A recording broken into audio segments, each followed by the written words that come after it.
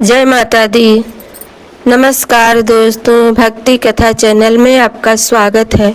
दोस्तों, ये श्री दुर्गा सप्तमी का पाठ है, आप लोग जरूर सुने। ये 8वां अध्याय है, रक्त बीज वध।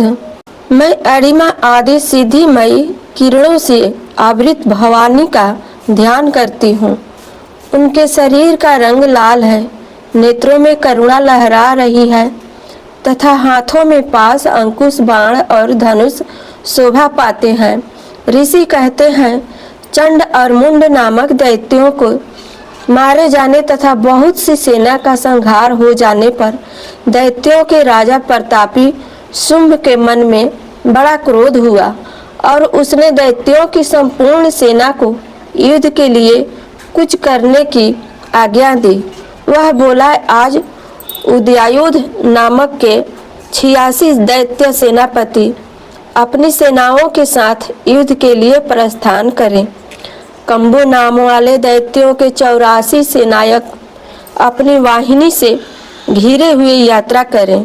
50 कोटि वीर्य 100 धूम्र कुल के असुर सेनापति मेरी आज्ञा से सेना सहित कूच करें। कालक, दव हृदय, मौर्य और कालकेय असुर भी युद्ध के लिए तैयार हो मेरी आज्ञा से तुरंत प्रस्थान करें। भयानक शासन करने वाला असुर राज शुंभ इस प्रकार आज्ञा दे सहस्त्रों बड़ी बड़ी सेनाओं के साथ युद्ध के लिए प्रस्थित हुआ। उसकी अत्यंत भयंकर सेना आती देख चंडिका ने अपने धनुष के टंकार से पृथ्वी और आकाश के बीच का भाग गुंजा दिया। राजन, तदंतर देवी के सिंह ने भी बड़े जोर जोर से दहाड़ना आरंभ किया। फिर अंबिका ने घंटे के शब्द से उस ध्वनि और भी बढ़ा दिया। धनुष की टंकार, सिंह की दहाड़ और घंटे की ध्वनि से संपूर्ण दिशाएं गूंज उठी। उस भयंकर शब्द से काली ने अपने विकराल मुख को और भी बढ़ा लिया तथा इस प्रकार वे विजयिनी हुई। उस तुमुल नाद को सुनकर दैत्यों की सेनाओं ने चारों ओर से आकर चंडिका देवी, सिंह तथा काली देवी को क्रोध पूर्वक घेर लिया। राजन, इसी बीच में असुरों के विनाश तथा देवताओं के अभ्युदय के लिए ब्रह्मा, शिव, कार्तिकेय, विष्णु तथा इंद्र आदि देवों की शक्तियां जो अत्यंत पराक्रम और बल से संपन्न थी, उनके शरीर से निकलकर उन्हीं के रूप में चंडिका देवी के पास गई। जिस देवता का जैसा रूप, जैसी वेश भूषा और जैसा वाहन है, ठीक वैसे ही साधनों से संपन्न हो उसकी शक्ति असुरों से युद्ध करने के लिए आई।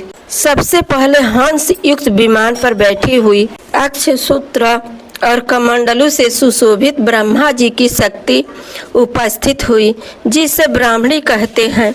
महादेव जी की शक्ति वृषभ पर अरुण हो, हाथों में श्रेष्ठ त्रिशूल धारण किए, महानाग का कंकड़ पहने, मस्तक में चंद्र रेखा से विभूषित हो वहां आ पहुंची। कार्तिकेय जी शक्ति रूप जगदम्बिका उन्हीं का रूप धारण किए श्रेष्ठ मयूर पर आरूढ़ हो हाथ में शक्ति लिए दैत्यों से युद्ध करने के लिए आई। इसी प्रकार भगवान विष्णु की शक्ति गरुड़ पर विराजमान हो शंख, चक्र, गदा, शंख, धनुष तथा खंग हाथ में लिए वहां आई। अनुपम यज्ञवारह का रूप धारण करने वाले श्री हरि की जो शक्ति है, वह भी वाराह शरीर धारण करके वहां उपस्थित हुई। नरसिंही शक्ति भी नरसिंह के समान शरीर धारण करके वहां आई। उसकी गर्दन के बालों के झटके से आकाश के तारे बिखरे पड़े थे। इसी प्रकार इंद्र की शक्ति वज्र हाथ में लिए गजराज ऐतरावत पर बैठकर आई। उसके भी सहस्त्र नेत्र थे। इंद्र का जैसा रूप है वैसा ही उसका भी था। तदंतर उन देव शक्तियों से घिरे हुए महादेव जी ने चंडिका से कहा, मेरी प्रसन्नता के लिए तुम शीघ्र ही इन असुरों का संहार करो। तब देवी के शरीर से अत्यंत भयानक और परम उग्र चंडिका शक्ति प्रकट हुई, जो सैकड़ों गिद्दड़ियों की भांति आवाज करने वाली थी।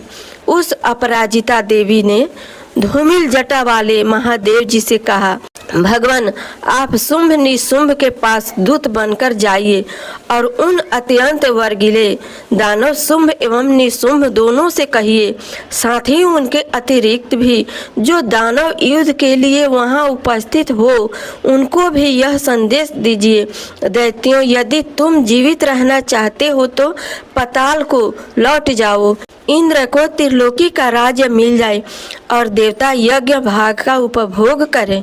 यदि बल के घमंड में आकर तुम युद्ध की अभिलाषा रखते हो तो आओ, मेरी सिवाय योगिनियां तुम्हारे कच्चे मांस से तृप्त हो। चूंकि उस देवी ने भगवत शिव को दूत के कार्य में नियुक्त किया था, इसलिए वह शिव दूती के नाम से संसार में विख्यात हुई। वे महादैत्य भी भगवान शिव के मुंह से देवी के वचन सुनकर क्रोध में भर गए और जहां कात्यायनी विराजमान थी उस ओर बढ़े। तदंतर वे दैत्य अमरस में भरकर पहले ही देवी के ऊपर बाण शक्ति और ऋषि आदि अस्त्रों की वृष्टि करने लगे। तब देवी ने खेल खेल में धनुष की टंकार की और उससे छोड़े हुए बड़े बड़े बाणों द्वारा दैत्यों के चलाए हुए बाण शूल शक्ति और फर्शों को काट डाला। फिर काली उनके आगे होकर शत्रुओं को शूल के प्रहार से देवीरिया करने लगी। खंडवांग से उनका कचुम्बर निकालती हुई रणभूमि में विचरने लगी। ब्राह्मणी भी जिस जिस ओर दौड़ती उसी उसी ओर अपने कमंडल लूका जल छिड़क कर शत्रुओं के ओज और पराक्रमों को नष्ट कर देती थी। माहेश्वरी ने त्रिशूल से तथा वैष्णवी ने चक्र से और अत्यंत क्रोध में भरी हुई कुमार कार्तिकेय की शक्ति ने शक्ति से दैत्यों का संहार आरंभ किया। इंद्र शक्ति के वज्र प्रहार से विदीर्ण हो सैकड़ों दैत्य दानव रक्त की धारा बहाते हुए पृथ्वी पर सो गए। वाराही शक्ति ने कितनों को अपनी थुथुन की मार से नष्ट कर दिया। दाढ़ों के अग्र भाग से कितनों की छाती छेद डाली तथा कितने ही दैत्य उसके चक्र की चोट से वर्दृढ़ होकर गिर पड़े। नरसिंही भी दूसरे दूसरे महादैत्यों के अपने नखों से पेरदीर्ण करके खाती और सिंहदान से दिशाओं एवं आकाश को गुंजाती हुई युद्ध क्षेत्र में विचरने लगी। कितने ही असुर शिव दूती के प्रचंड अष्टहास से अत्यंत भयभीत हो पृथ्वी पर गिर पड़े और गिरने पर उन्हें शिव दूत ने उस समय अपना ग्रास बना लिया। इस प्रकार क्रोध में भरे हुए मातृगणों को नाना प्रकार के उपायों से बड़े बड़े असुरों का मर्दन करते देख दैत्यों सैनिक भाग खड़े हुए। मातृगणों से पीड़ित दैत्यों को युद्ध से भागते देख रक्त बीज नामक महादैत्य क्रोध में भरकर युद्ध करने के लिए आया। उसके शरीर जब रक्त की बूंद पृथ्वी पर गिरती तब उसी के समान शक्तिशाली एक दूसरा महादैत्य पृथ्वी पर पैदा हो जाता था। महासुर रक्त बीज हाथ में गदा लेकर इंद्र शक्ति के साथ युद्ध करने लगा। तब इंद्री ने अपने वज्र से रक्त बीज को मारा। ब्रज से घायल होने पर उसके शरीर से बहुत सारा रक्त चूने लगा और उससे उसी के समान रूप तथा पराक्रम वाले योद्धा उत्पन्न होने लगे। उसके शरीर से रक्त की जितनी बूंद गिरी उतने ही पुरुष उत्पन्न हो गए। वे सब रक्त बीज के समान ही वीर्यवान, बलवान तथा पराक्रमी थे। वे रक्त से उत्पन्न होने वाले पुरुष भी अत्यंत भयंकर अस्त्र शास्त्रों का प्रहार करते हुए वहां मातृगणों के साथ घोर युद्ध करने लगे।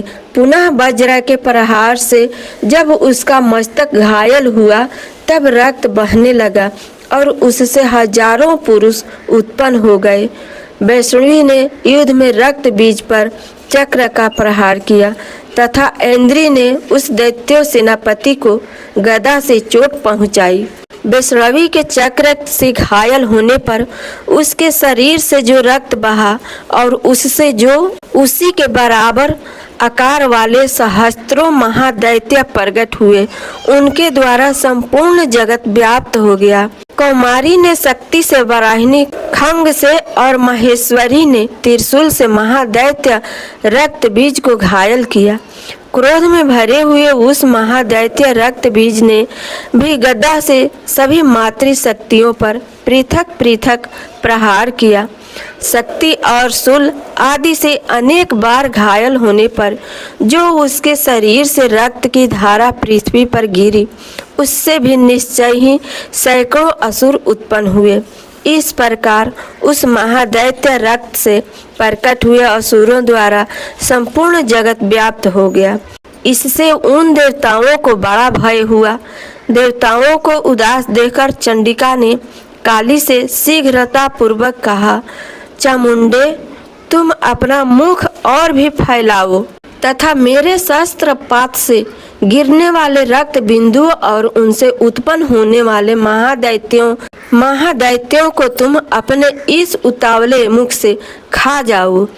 इस प्रकार रक्त से उत्पन्न होने वाले महादैत्यों का भक्षण करती हुई तुम रण में विचरती रहो। ऐसा करने से उस दैत्य का सारा रक्त क्षीण हो जाने पर वह स्वयं भी नष्ट हो जाएगा। उन भयंकर दैत्यों को जब तुम खा जाओगी तब दूसरे नए दैत्य उत्पन्न नहीं हो सकेंगे।